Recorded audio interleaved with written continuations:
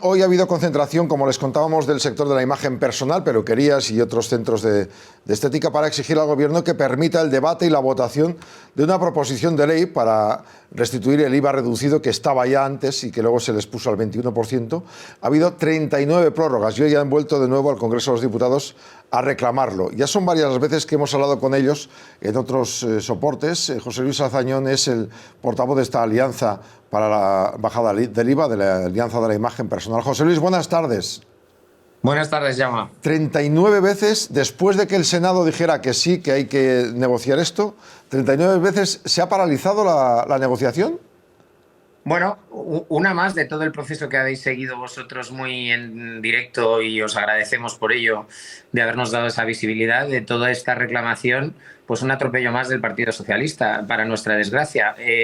Ha sido un escándalo hace unos meses el hecho de que la ley de Lela, famosa, sufriese 44 prórrogas de su periodo de enmiendas en comisión parlamentaria en el Congreso de los Diputados, y nosotros mañana haremos la 40 prórroga desde que en el Senado se aprobó en el último trimestre de 2023 una propuesta de ley por unanimidad de todos los partidos, a excepción del Partido Socialista, concediéndonos la restitución de nuestro tipo de IVA reducido a partir del 1 de enero de 2024 en los presupuestos generales del Estado, y el Congreso de los Diputados, la presidenta en este caso, teniendo potestad de poder, en función de la agencia parlamentaria, prorrogar la entrada en trámite parlamentario en el Congreso de una propuesta de ley del Senado, pues está haciendo abuso de ese poder y ya mañana ejercerá la 40 prórroga de la entrada en tramitación en el Congreso de los Diputados de esta propuesta de ley aprobada en el Senado.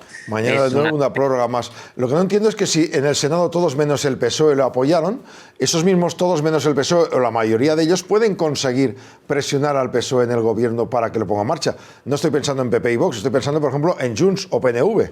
¿Ellos también los apoyan?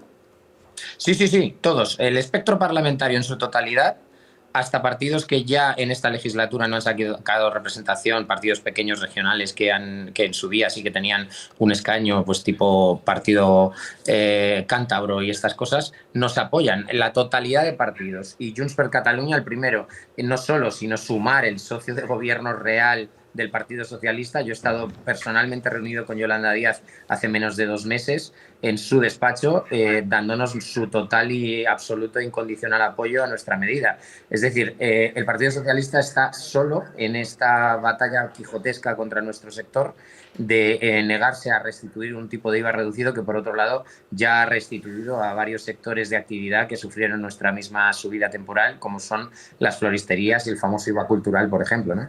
Entonces, nosotros no entendemos por qué esta cerrazón del Partido Socialista. Sí sabemos por qué está prorrogando el periodo de enmiendas, porque sabe que en el momento en el que entre en trámite parlamentario la votación va a salir a favor por unanimidad de todos los partidos, como bien digo, con lo cual va a tener que ejercer otra vez un veto inconstitucional, como ya ha sido declarado como tal por el Tribunal Constitucional cuando lo ejerció la que fue ministra de Justicia, Pilar Llop, como premio, que en aquel momento fue ministra, era presidenta del Senado, cuando vetó una ley aprobada y votada por unanimidad en el Senado que nos hubiera dado el IVA reducido en el 1 de enero de 2023, y para no tener que ser retratados otra vez y sufrir una sentencia tan demoledora como la última del Constitucional respecto a este veto, pues es por lo que está ejerciendo ese derecho la presidenta, por supuesto por indicación del Ejecutivo, de prorrogar ese periodo de enmienda hasta sin herir.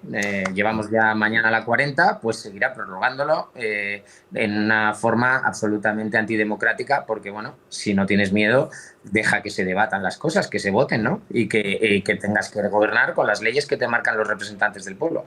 Pero este partido, desgraciadamente, no tiene esa teoría. Estamos hablando de mucho dinero. ¿Cuánto dinero se ahorraría de cobrar el Estado por ese 10% de IVA de menos? ¿Y eso cómo se afecta a las peluquerías, si se puede ese dinero revertir en el flujo sanguíneo, digamos, económico de las pequeñas y autónomas peluqueras de España? Bueno, es una buena pregunta. Nosotros ya le presentamos un informe de balanza fiscal al Gobierno del impacto que podría tener la restitución de nuestro tipo de IVA reducido. Ese impacto, suponiendo un cierre de un 20% de establecimientos en aquel momento, estamos hablando de año 2020, le daba un saldo positivo a las arcas del Estado de 140 millones. Hoy en día estamos hablando de un 35% de cierre. La situación del sector es dramática, sobre todo en la famosa España vaciada, porque ya no existen peluquerías en los pequeños pueblos. Eso no quiere decir que el servicio no se esté dando, sino que hemos llevado a la clandestinidad al sector, a la economía sumergida, que ya la ciframos en el entorno del 20%, sobre todo en la España vaciada, como digo.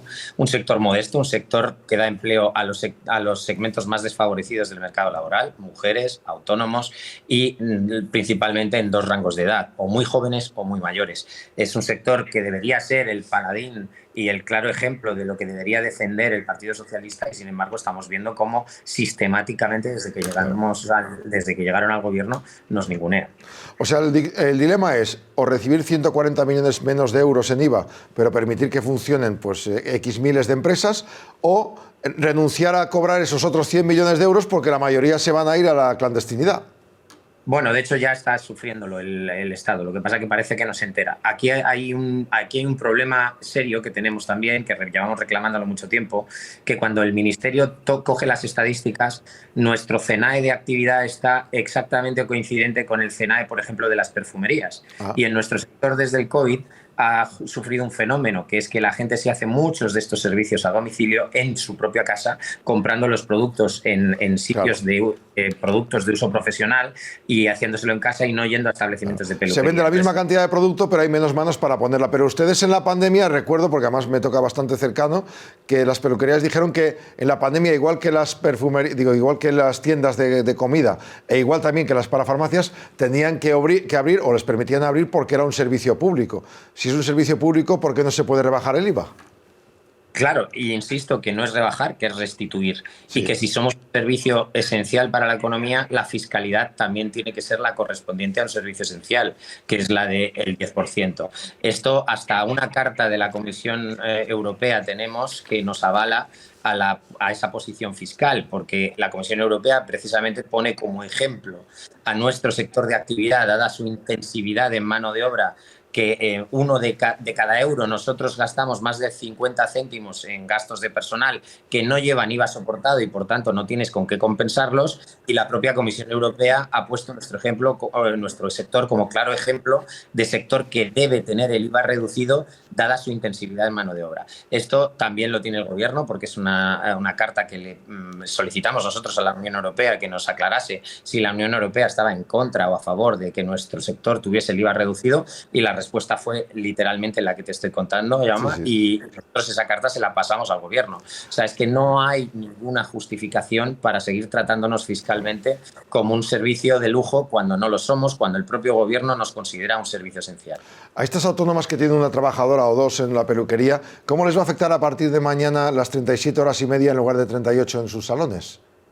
Bueno, nos va a afectar. Teniendo en cuenta que nuestro convenio ya hace años que sufrió una rebaja en las horas semanales, que no quiere decir que estemos obligados a ello, sino que el reparto de horas total del año da un cómputo de 38 horas y media aproximadamente por semana y no 40, el impacto puede ser más pequeño que en otros sectores de actividad, pero evidentemente que lo tendrá. E insisto, en un sector en el que la mayoría de nuestro coste es coste laboral, el impacto es grande. Si nosotros tenemos con estas 2 horas y media menos, que en nuestro caso es 1 hora y media más menos, menos de jornada laboral, el impacto puede ser aproximadamente un 5% de las horas laborales. Esto significa que vamos a tener una subida en márgenes del 2,5%, que lógicamente el que no lo traslade a precios en sus servicios se lo verá mermado de su margen de actividad, que en nuestro sector es ridículo. Estamos hablando de que una peluquería pequeña de barrio, como lo son la inmensa mayoría, su margen de explotación está entre el 3 y el 6% neto,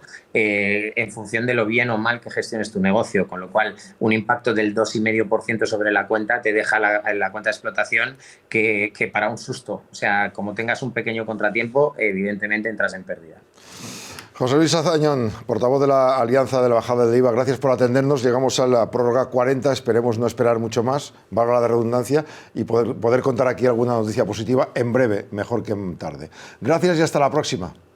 Gracias, Jaume, como siempre, un saludo.